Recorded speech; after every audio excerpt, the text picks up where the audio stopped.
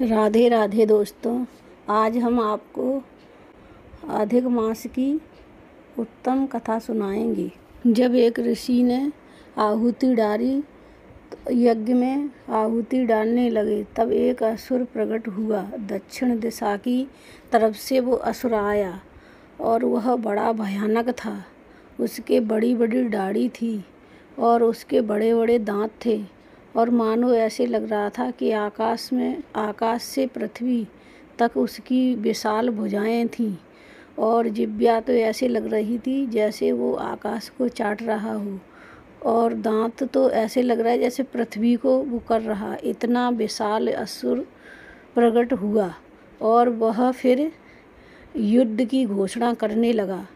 और युद्ध इस ऐसे असुर के साथ कौन युद्ध करना चाहता था, तो आइए आज हम बताते हैं कि ऐसे असुर से कौन युद्ध करना चाहता था। राधे राधे दोस्तों, एक बार इंद्रलोक में सभा लगी थी। इंद्र राजा थे, वहाँ बड़े बड़े देवता गंधर्व सभी बैठे थे। अप्सराएं नाच गाना कर रही थीं और मानो ऐसे सभा में हो रहा था नृत्य और सभी मंत्रमुग्ध थे। इसी समय वहाँ देवताओं के गुरु बृहस्पति जी आए। मानो इंद्र को ऐसे लग रहा था कि उसे अहंकार हो गया है। गुरु बृहस्पति जी आए तो हालांकि इंद्र ने उन्हें आते देख लिया, लेकिन अपनी सत्ता और अपने गान में मंदमुक्त था, तो उसने अनदेखा अपने गुरु को कर दिया। ना ही वे सिंहासन से उठे, ना ही उन्होंने अपने गुरु का सम्मान किया, ना ही उनका आदर किया। इतने में गुरु बृहस्पति देव जी समझ गए कि अब इंद्र का पतन होने का समय आ गया है, और उन्होंने कुछ नहीं कहा, वहाँ से बिना कहे वापस लौट आए। जब गुरु बृहस्पति जी वहाँ से चले गए, तब इंद्र को अपनी गलती का एहसास हुआ और इंद्र कहने लगा, अरे मैंने ये क्या कर दिया। मैंने अपने भौतिक कार्यों में लिप्त होकर मैंने अपने गुरु का अपमान कर दिया। अरे मुझसे बहुत बड़ी गलती हो गई, ये मेरे से कैसे हो गया। यह सोचकर इंद्र ने कहा, मुझे अभी उनके पास जाना चाहिए और उनसे क्षमा याचना मांगनी चाहिए। मैंने बहुत बड़ा अपराध किया है, मुझ जैसे राजा को तो धिक्कार है। ऐसा कहकर इंद्र और इंद्र की पत्नी दोनों गुरु बृहस्पति को ढूंढने निकले।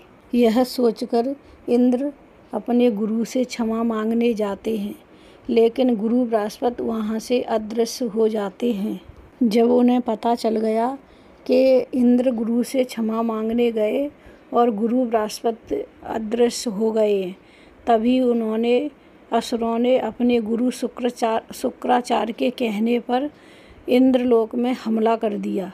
असुरों से देवताओं की पराजित हो गई। तब इंद्र और सभी देवता गए ब्रह्मा जी के पास। ब्रह्मा जी से क्षमा याचना करने लगे। तब ब्रह्मा जी ने उन्हें डांट लगाई और कहा, हे देवताओं, इंद्र, आपने गुरु बृहस्पति का अपमान किया है। तुमने गुरु बृहस्पति का अनादर किया है, इसी का परिणाम है जी। हे देवराज, आपने अपने मद में गुरु बृहस्पति का अपमान किया है, उसी का यह कायर करो। जब तक गुरु बृहस्पति नहीं लौटते, तब तक तुम गुरु त्रष्टा के पुत्र विश्वरूप के पास जाओ, उनके आश्रय में चले जाओ। उनका चरित्र शुद्ध है। अनेक तपस्याओं के बाद उन्होंने अपने अंदर ब्रह्म तेज को प्राप्त किया है। लेकिन याद रहे, इस विश्वरूप का माता की ओर से भी असुरों से संबंध है। असुरों के साथ भी सामान्य रूप से व्यवहार करता है। ब्रह्मा जी की बात सुनकर सभी देवता और इंद्र त्रष्टा गुरु के पास पहुँचे। इंद्र और सभी देवतागण त्रष्टा के पुत्र विश्वरूप के पास गए। उन्होंने उसकी बहुत पूजा की और आराधना की और बहुत स्तुति की। स्तुति करके उन्हें प्रसन्न करना चाहते थे। उनकी ऐसी श्रद्धा और भक्ति देखकर विश्वरूप उनके गुरु बनने को तैयार हुए। देवताओं के लिए अनुष्ठान करना शुरू कर दिया। अब देखिए, जैसे ब्रह्मा जी ने बताया कि विश्वरूप का असुरों के लिए भी अच्छा व्यवहार था। तो जब यज्ञ चल रही थी तो विश्वरूप असुरों के लिए भी एक आहुति बीच में डाल देते थे। देव ने जब यह देखा कि असुरों की आहुति डाल रहा है तो इंद्रदेव को बहुत क्रोध आया और उन्होंने अपने क्रोध से विश्वरूप का तीनों सर धड़ से अलग कर दिए। जब सर धड़ से अलग हो गए तो इंद्रदेव को बहुत पश्चाताप हुआ, लेकिन उन्हें ब्राह्मण मारने की ब्रह्म हत्या का पाप लग गया।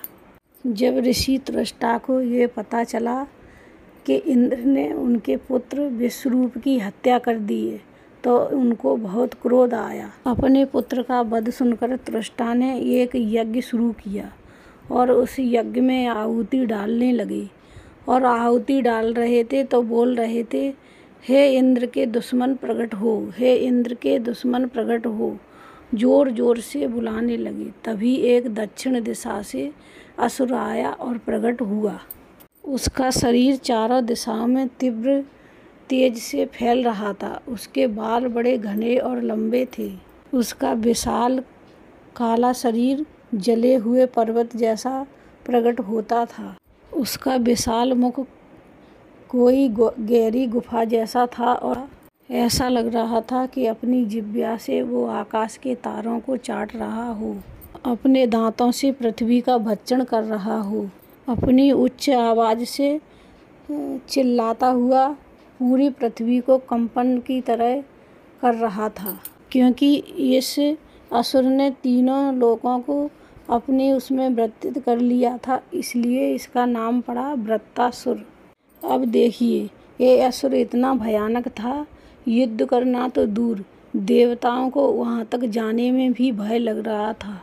फिर भी इंद्र और देवताओं ने साहस करके उस पर अपने अस्त्र शस्त्र फेंके, लेकिन वृत्तासुर सारे अस्त्र शस्त्र निगल गया। देवताओं की वहाँ पराजित हो गई और वहाँ से इंद्र और सभी देवता भगवान विष्णु के पास आए और वहाँ त्रायमान करके प्रार्थना करने लगे। देवताओं ने भगवान विष्णु से कहा, हे प्रभु, हम तुम्हारी शरण में आए हैं, आप सर्वज्ञ हो, आप हमारी इस असुर से रक्षा करो।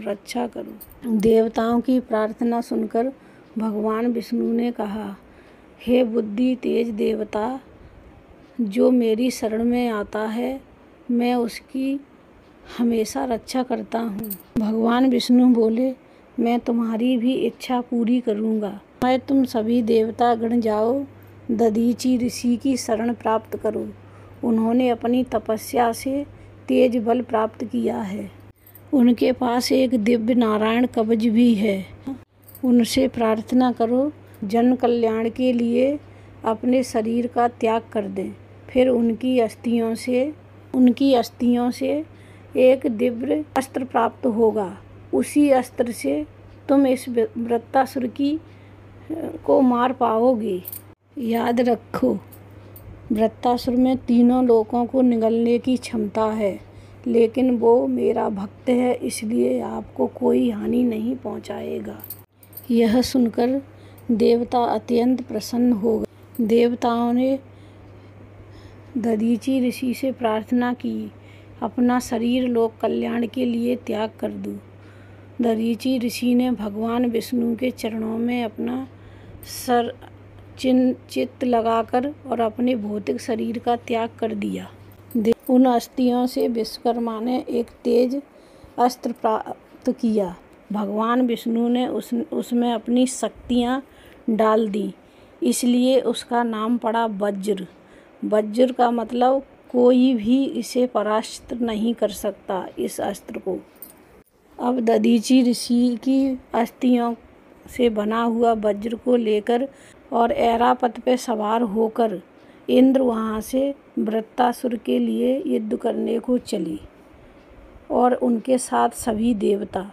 भयानक युद्ध हुआ वृत्तासुर से। चारों तरफ से देवताओं के ऊपर असुरों ने अपने बाणों से बौछार कर दी और इधर से देवता असुर हारने लगे तो वहाँ से सारे असुर भाग गए। लेकिन वृत्तासुर वहीं पर खड़ा था। उसने ऐसी जोर की गर्जना की, उसके भय से ही सभी देवता मूर्छित हो गए। यह देखकर इंद्र को क्रोध आया, लेकिन उस पर कोई असर नहीं हुआ। इंद्र ने वृत्तासुर के ऊपर अपने गदा से प्रहार किया। वृत्तासुर ने इंद्र के ही गदा को खेल खेल में उनके ऐरापत हाथी पर मार दिया जोर से। ऐरापत के हाथी पर को जब गदा लगी तो वो खून की उल्टियाँ करने लगा। वृत्तासुर मानने वाला थोड़ा ही था। उसने भयभीत इंद्र को फिर एक बार गर्जना के साथ उसे धमकाया और कहा, अरे इंद्र, तू पतित पावन है, तू सभी देवताओं का राजा है और मुझसे युद्ध कर युद्ध। वृत्तासुर ने ललकारते हुए कहा, अरे पतितों में श्रेष्ठ इंद्र, तूने मेरे अग्रज और अपने स्वयं गुरु की हत्या की है। मैं तुझे नहीं छोड़ूंगा, अभी देखता हूँ। मैं आज उसका वध करूंगा। मैं इसी समय अभी इस त्रिशूल से उसकी छाती को बींध दूंगा। हे इंद्र, उठाओ इस वज्र को और मुझ पर प्रहार करो। तुम्हारा ये वज्र नारायण की शक्ति से संचारित है, इसलिए आप शंका मत करो, मेरे ऊपर प्रहार करो। इस प्रकार वृत्तासुर इंद्र को उत्तेजित करता हुआ भगवान नारायण से प्रार्थना करने लगा। क्यों न करता भगवान से प्रार्थना, क्योंकि वो भगवान का शुद्ध भक्त था। हे कमल नयन प्रभु, यदि आपके चरण कमलों का त्याग करके मुझे योग शक्ति या मुक्तियाँ ही क्यों न मिल जाएं, तो भी मैं उसे प्राप्त करना नहीं चाहता। अपने पूर्व जन्म के कर्मों से कारण मैं इस भौतिक संसार में गिर पड़ा हूँ, लेकिन अब मैं यहाँ रहना नहीं चाहता। मेरा मन, मेरा चित्त, मेरा ही आपके चिंतन में ही सदा लगा रहे। अब देखिए, यह एक शुद्ध भक्त की भक्ति है। अब देखिए, वो जानता था भगवान विष्णु के तेज से यह और दधीचि ऋषि से वज्र बना है। इस वज्र से मेरा भौतिक शरीर को मैं त्याग कर जाना चाहता हूँ। इसलिए वो भगवान के धाम जाना चाहता था। इसलिए भगवान की भक्ति नित्य शुद्ध और प्रार्थना करने लगा अपनी मरने की। इंद्र अपना इंद्रलोक लेना चाहते थे, इसलिए वह वज्र हाथ में लेकर और वृत्तासुर की तरफ दौड़ने लगे। वृत्तासुर ने फिर एक बार इंद्र को ललकारा और गर्जना के साथ कहा कि युद्ध करो मुझसे युद्ध। इसके उत्तर में इंद्र ने भी वज्र द्वारा वृत्तासुर की दोनों भुजाओं को काट दिया। उसका सिर एक उचित समय पर पृथ्वी पर गिर गया और उसकी आत्मा ने निकलकर वैकुंठ में प्रवेश कर लिया और भगवान विष्णु का पार्षद बन गया। इस प्रकार असुर होने के बाद भी वृत्तासुर की एक वीर गति को प्राप्त हुआ। हालांकि देवराज इंद्र को अपना भौतिक सब कुछ प्राप्त हुआ, लेकिन वृत्तासुर इंद्र से भी ऊंचा स्थान प्राप्त हुआ। वृत्तासुर की इस मुक्ति भी हो गई और भगवान की सेवा में वह लग गया वैकुंठ में। तो ये थी आज की शुद्ध कथा अधिक मास की। सुनने आप ऐसी कथा सुनते रहना, और आपको हमारी कथा अच्छी लगे तो कमेंट में लिखकर भेजना। धन्यवाद।